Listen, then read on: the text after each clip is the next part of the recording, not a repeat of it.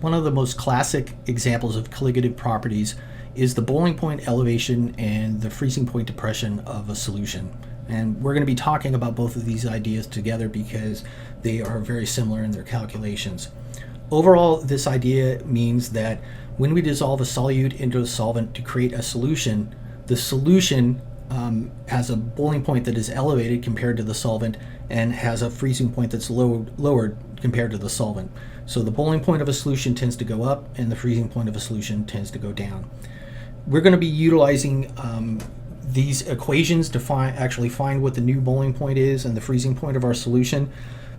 These equations say that the change in the freezing point and the change in the boiling point are going to be equal to I, which is the Van Hoff factor for our solute, times a constant Kf, which is dependent on the solvent, times the molality of the solution. So delta T is the change in our boiling point or freezing point. By that we mean the boiling point or freezing point of our solution minus the boiling point or freezing point of our pure solvent in this case. K is a constant, so it's either Kf or Kb, so it's important to get those two straight. One is specific for freezing point depression, one is specific for boiling point elevation. The constant here is going to have the units of degree C per molal. And in this case, and I have to tell you that every book can deal with this calculation a little tiny bit different, so you have to be aware of that. So some textbooks might set up this calculation slightly different. The way that I look at it is that Kb should be a positive number and Kf should be a negative number, and that's going to allow us to do the calculations in the end. And this makes sense to me. So Kb is positive, boiling point elevation, Kf is negative, freezing point depression.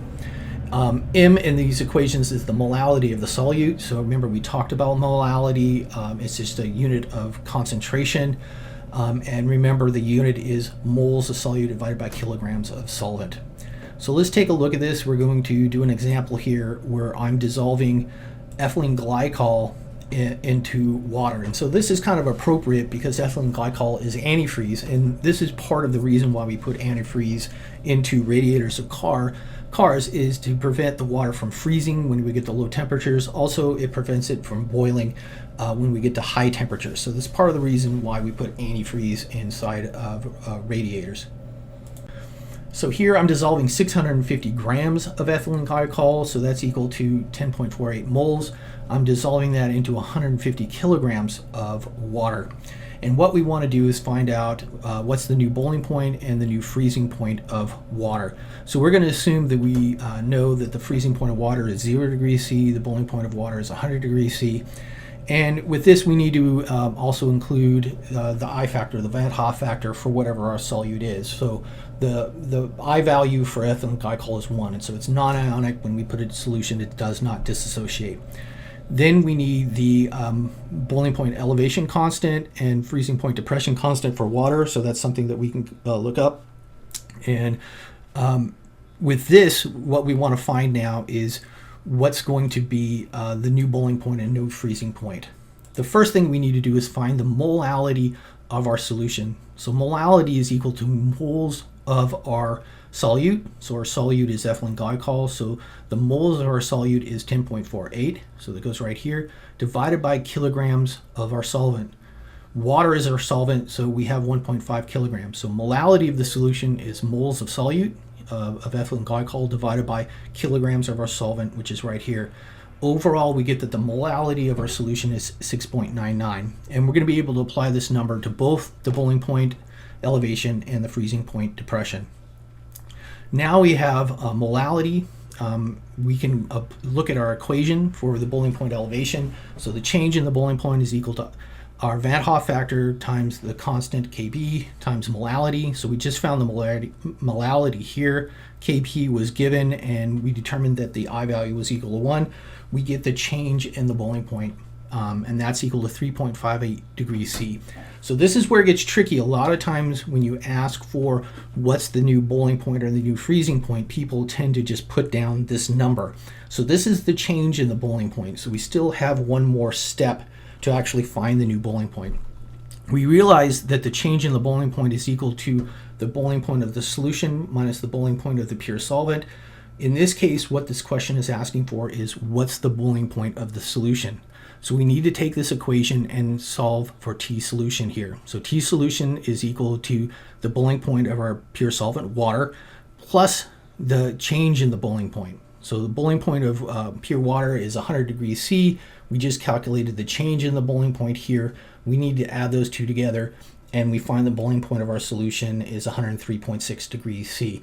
So this makes sense. We expect as we create a solution for the boiling point to go up. So here the boiling point of a solution is greater than the boiling point of our pure solvent, water. So that makes sense. So we do the same thing for the freezing point. So we've already found our molality. All that really changes here is our freezing point depression constant. So this is given. Our I value has not changed. And in this case, we find the change in our freezing point to be minus 13 degrees C. So once again, this is not our answer right here. We want to find the freezing point of our solution. And we realize that the change in the freezing point is equal to the freezing point of the solution minus the freezing point of the solvent. Here, what we're looking for is the freezing point of our solution. So we solve this equation for Tsolution. That's equal to Tsolvent plus the change in the freezing point. Tsolution is 0 degrees C, so water freezes at 0 degrees C. The change in the freezing point is minus 13 degrees C, and so the freezing point of our solution is negative 13.0 degrees C. So to do one more example in this, this is something that I like to do. I values actually are quite important, so this is kind of a question I like giving. I have a 1.5 molar solution of these three salts, sodium carbonate, sodium phosphate, and sodium chloride, and I say which one would have the highest boiling point. So this is kind of a conceptual question, so it's good to consider it. We realize to come up with this answer, we realize what we're looking at is we're saying which one has the largest delta TB. And with this, because we're dissolving in water, that's given here when we say aqueous, the Kb for these three situations are going to be the same, and the molality is the same. So we said that we have a 1.5 molal solution, so the molality is the same for all three of these.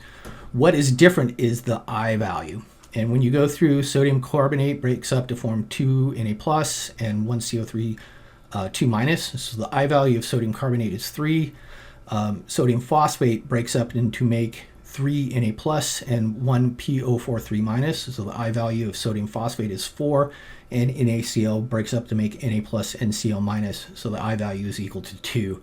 So what's different between these three solutions is the I value. And if I want to find which one has the greatest change in the boiling point, it's like saying which one has the largest I value. So of these three, sodium phosphate has the largest I value, so I would expect the solution of sodium phosphate to have the highest boiling point.